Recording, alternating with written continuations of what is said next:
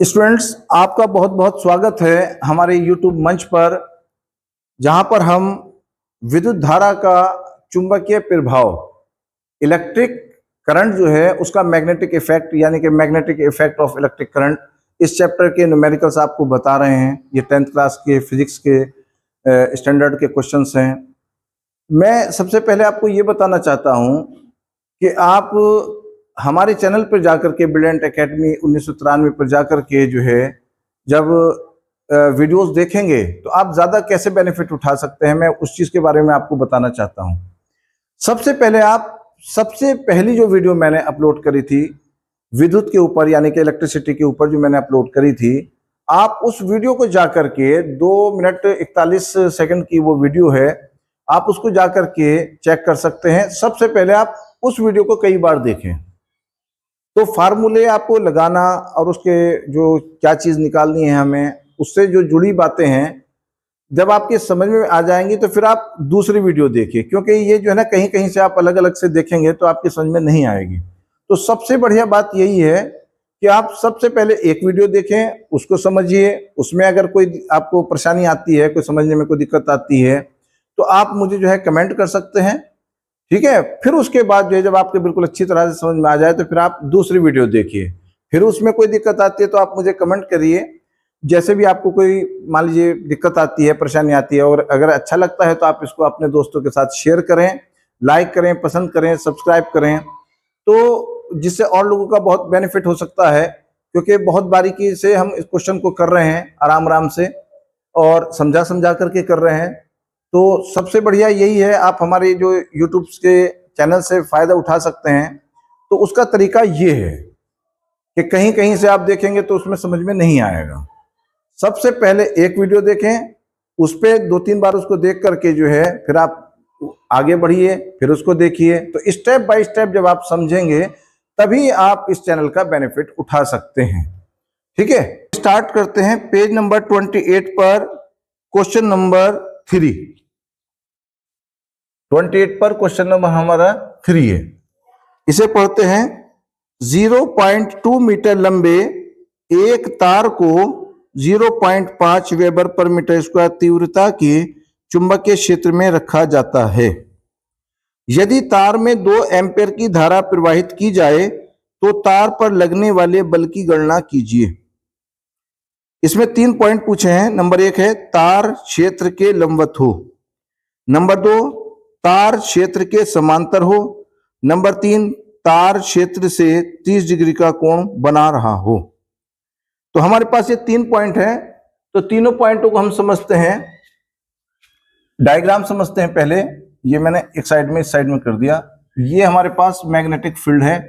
ये लेफ्ट से राइट की तरफ को चुंबकीय क्षेत्र को जो दिखाया गया है बी को, वो लेफ्ट से राइट की तरफ को दिखा रहे हैं, ठीक है। ये इसका एक समान चुंबकीय क्षेत्र है, ये मैंने इस तरह से दिखा दिया।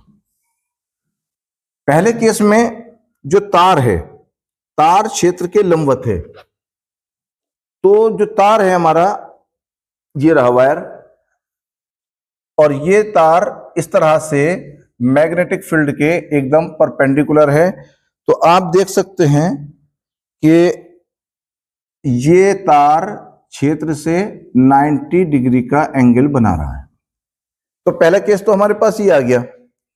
दोबारा में हम ये देखते हैं, ये तार को हमने इस तरीके से दिखा दिया, ये करंट चली गई तार में।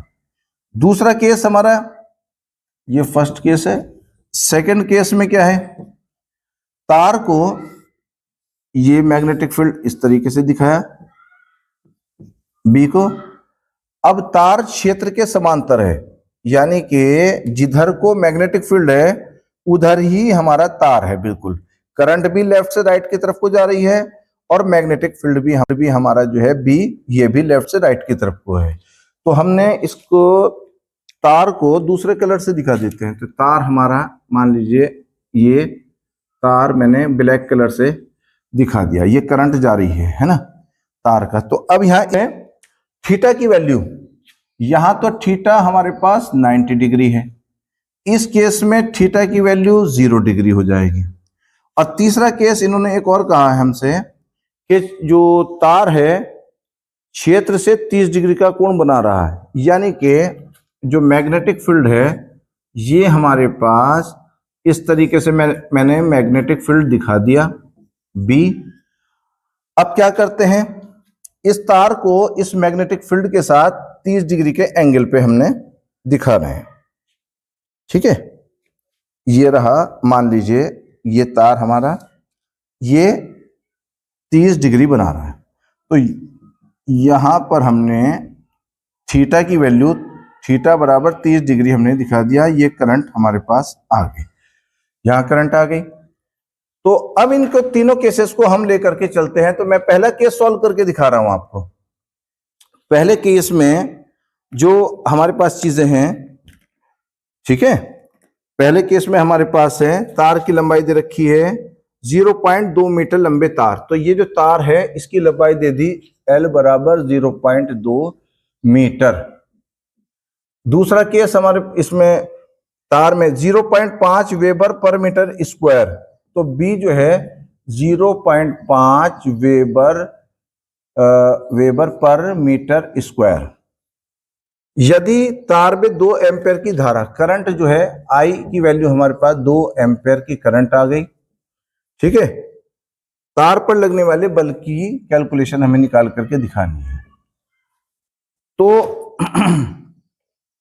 आप समझ सकते हैं कि फोर्स निकालने के लिए हमारे पास ये फार्मूला ये लिखा, F बराबर BIL साइन थीटा, ये हमारा फार्मूला हो गया। ठीक है, अब हमें FB की वैल्यू जो है 0.5 और I की वैल्यू हमारे पास कितनी आ गई 2 और L की वैल्यू हमारे पास आ गई 0.2 और साइन थीटा, थीटा की वैल्यू हमारे पास यहां पर जो है 90 डिग्री दे रखी थी। ठीक है, अब 0.5 की जब हम 2 से मल्टीप्लाई करेंगे तो 1 और फिर उस 1 की जो है 0.2 से मल्टीप्लाई करेंगे तो फिर वो 0.2 ही आ जाएगा।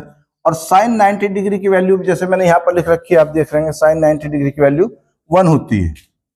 तो यहाँ पर हमारे पास 0.2 की जब 1 से मल्टीप्लाई करेंगे तो 0.2 ही आंसर आ जाएगा और ये सब निकल करके F आया। तो F बराबर 0.2 न्यूटन, ये हमारा आंसर निकल करके आ गया। ये फर्स्ट पार्ट हुआ, ये हमने फर्स्ट पार्ट थीटा की, थीटा चेंज कर रहा था ना, तो फर्स्ट पार्ट हमारा ये हो गया। ये फर्स्ट पार्ट हुआ। अब सेकंड पार्ट करते हैं। तो F बराबर BIL साइन थीटा, ये फिर फार्मूला लगाया। B की वैल्यू आप साइन थीटा, ये फिर फार्मूला लगाया। B की वैल्यू आपने क्या काम करी कि B की वैल्यू रखी 0.5, I की वैल्यू आपने रखी 2 और L की वैल्यू रखी 0.2 और साइन थीटा, साइन थीटा, तो थीटा आपके जो है 0 डिग्री है, सेकंड केस में 0 डिग्री। तो हम क्या काम करेंगे कि इस 0.5 की गुणा जब करेंगे 2 से तो ये 1 हो जाएगा और फिर 0.2 से मल्टीप्लाई करेंगे और साइन 0 की वैल्यू जो है आप देख सकते हैं साइन 0 की वैल्यू तो 0 होती है ना। तो यहां पर हमने साइन 0 की वैल्यू 0 रख दी। अब जब किसी चीज की, किसी नंबर की मल्टीप्लाई हम 0 से करेंगे तो ये सारा 0 हो जाएगा। तो इसका आंसर ही हमारा F बराबर 0 न्यूटन आ जाएगा। तो आप ये समझ सकते हैं, एक आंसर ही आ गया। आप ये समझ सकते हैं कि जब किसी मैग्नेटिक फील्ड में, ये बड़ी इंपॉर्टेंट बात है कि जब मैग्नेटिक फील्ड में हम तार को रखते हैं और तार की जो करंट की जो डायरेक्शन है वो भी मैग्नेटिक फील्ड की तरफ को ही है, यानी कि करंट भी उधर ही चल रही है जिधर को मैग्नेटिक फील्ड है, तो उस केस में तार के ऊपर कोई भी बल नहीं लगता।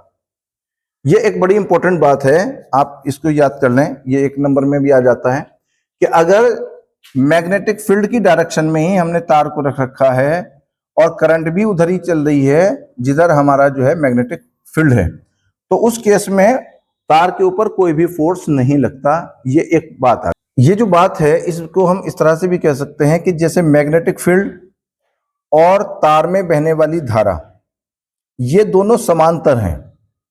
ठीक है, ये करंट चल रही है और मैग्नेटिक फील्ड, दोनों की डायरेक्शन सेम है, तो उस केस में थीटा की वैल्यू 0 हो जाती है और 0 होने के कारण जो है तार के ऊपर कोई भी फोर्स नहीं लगता। तो ये बात बड़ी इंपॉर्टेंट है, ये आपको याद रखनी है कि तार और क्षेत्र की दोनों की डायरेक्शन जो है ये समांतर होने के कारण तार के ऊपर कोई फोर्स नहीं लगता। इस क्वेश्चन का तीसरा पार्ट जो है हमारे पास, वो थीटा की वैल्यू यहां पर 30 डिग्री दे रखी है, ठीक है ना। तो हम इसका निकाल करके दिखाते हैं। अब पूछा है हमसे फोर्स F बराबर BIL साइन थीटा, ये फार्मूला हो गया। और B की वैल्यू हमारे पास आई 0.5, I की वैल्यू हमारे पास आ गई 2, L की वैल्यू हमारे पास आई 0.2 और साइन जो है थीटा की वैल्यू हमने 30 डिग्री लिख दी। अब आप देखिए कि 0.5 की जब 2 से मल्टीप्लाई करेंगे तो 1 बन जाएगा, और 1 से जब 0.2 की मल्टीप्लाई करेंगे तो ये 0.2 आ जाएगा। और साइन 30 डिग्री, ये लिखा साइन 30 डिग्री की वैल्यू जो होती है हमारे पास 1/2 होती है। अब हम क्या करेंगे कि 0.2/2 यानी कि इस 2 से जब इसको काटेंगे तो 0.1 निकल करके हमारा आंसर आ जाएगा। तो F बराबर आ गया 0.1 न्यूटन, ये आंसर हमारा ये आ गया। चलिए दोस्तों, पेज नंबर 28 पर क्वेश्चन नंबर 4 करते हैं। इसमें क्या है, धारावाही चालक पर चुंबकीय क्षेत्र के कारण लगने वाले बल का सूत्र लिखिए। धारावाही चालक आप देखते हैं कि जैसे तार है तो इसके अंदर जब धारा चलती है तो इसी को ही धारावाही चालक बोलते हैं, यानी कि कंडक्टिंग वायर। जिस तार के अंदर बिजली चल रही है उसको बोलते हैं हम धारावाही चालक। पर चुंबकीय क्षेत्र के कारण इस तार को हम क्या कर रहे हैं, चुंबक के पास रख रहे हैं, ठीक है ना। तो क्या है, इसके मैग्नेटिक फील्ड के अंदर रख रहे हैं, तो इस पर लगने वाला बल का फार्मूला लिख करके दिखाना है। दोबारा से पढ़ते हैं, धारावाही चालक पर चुंबकीय क्षेत्र के कारण लगने वाले बल का सूत्र लिखिए। यह क्वेश्चन पूछा है हमसे। तो बल का सूत्र लिखना है तो F बराबर BIL साइन थीटा, ये फार्मूला होता है। यानी कि एक धारावाही चालक हमारे पास ये आ गया और करंट चुंबकीय क्षेत्र ये हो गई और तार में करंट ये जा रही है। तो इस तार के ऊपर लगने वाला जो बल है उसका फार्मूला F बराबर BIL साइन थीटा होता है। ये हमारा एक क्वेश्चन का आंसर हो गया। यदि कोई धारावाही चालक चुंबकीय क्षेत्र के समांतर हो, पहले केस में पूछ रहे हैं कि जिस समांतर हो, जैसे अभी पिछले क्वेश्चन में हमने करा था कि मैग्नेटिक फील्ड तो ये रहा और तार भी बिल्कुल उसी डायरेक्शन में रखा है और करंट उसी डायरेक्शन में जा रही जिस डायरेक्शन में मैग्नेटिक फील्ड है, तो उस केस में समांतर कहलाता है। तार जो है चुंबकीय क्षेत्र के समांतर है, यानी कि थीटा की वैल्यू 0 डिग्री है। तो ये पहले पॉइंट में पूछ रहे हैं कि यदि धारावाही चालक चुंबकीय क्षेत्र के समांतर हो, नंबर 2 में लंबवत हो, तीसरे केस में 60 डिग्री और एक केस में 45 डिग्री हुआ हो रखा जाए, तो प्रत्येक दशा में चालक पर लगने वाले बल का सूत्र लिखिए। तो हम क्या काम करते हैं, पहले केस में थीटा की वैल्यू 0 डिग्री रखते हैं। तो इस फार्मूले में F बराबर BIL और साइन 0 डिग्री, आप जानते हैं कि साइन 0 डिग्री की वैल्यू जो है BIL, तो ऐसे कैसे लिखा, साइन 0 डिग्री की वैल्यू हमने यहां पर लिख रखी है 0।